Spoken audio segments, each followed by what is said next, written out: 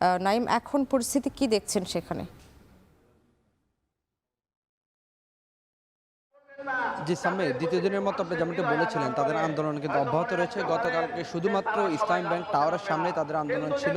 আজকে কিন্তু সারা দেশের প্রত্যেকটি জেলা এবং উপজেলায় তারা আন্দোলনের কর্মসূচি ঘোষণা করেছেন। সেখানে কিন্তু তারা তারই ধারাবাহিকতা আছে, কিন্তু এখানে ইসলাম ব্যাংক টাওয়ারের সামনে তারা আন্দোলন করছেন। একটু যদি জানিয়ে রাখি, গতকালকে কিন্তু বাংলাদেশ ব্যাংকের পক্ষ থেকে যে চেয়ারম্যান নিয়োগ দেওয়া হয়েছিল খুরশিদ আলম, গতকালকে কিন্তু তেনার এই ব্যাংকে এখানে বোর্ড সভায় অংশ নেওয়ার কথা ছিল। সেটিকে প্রতিহত করতেই কিন্তু সচেতন গ্রাহক ফোরাম গতকালকে আন্দোলনের ডাক দেয় এবং তারা এখানে এসে পুলিশের সাথে কিন্তু তাদের দফায় দফায় ধাওয়া পাল্টা দেওয়া হয় এবং সেখানে কিন্তু তাদের শতাধিক আহতের অভিযোগ কিন্তু তারা করেছেন।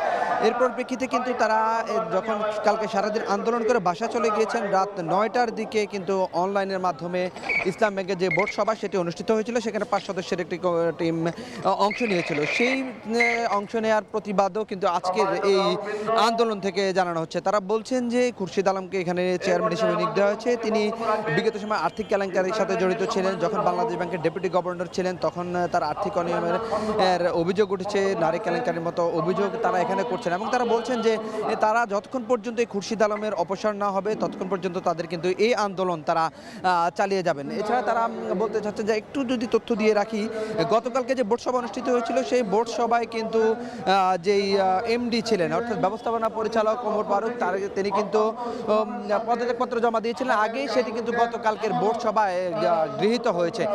তারই প্রতিবাদ কিন্তু তারা আজকে এখানে জানাচ্ছেন, বলছেন যে এই আন্দোলন তারা অব্যাহত রাখবেন যতক্ষণ পর্যন্ত ইসলাম ব্যাংকের যে সংকট তৈরি হয়েছে সেই সংকটের থেকে উত্তরণ করা না যায়। তো এই ছিল আমার কাছে রাজধানীর মতিঝিলের দিলকুশার ইসলাম ব্যাংক টাওয়ারের সামনে থেকে সচেতন গ্রাহক ফোরামের আন্দোলনের সর্বশেষ তথ্য।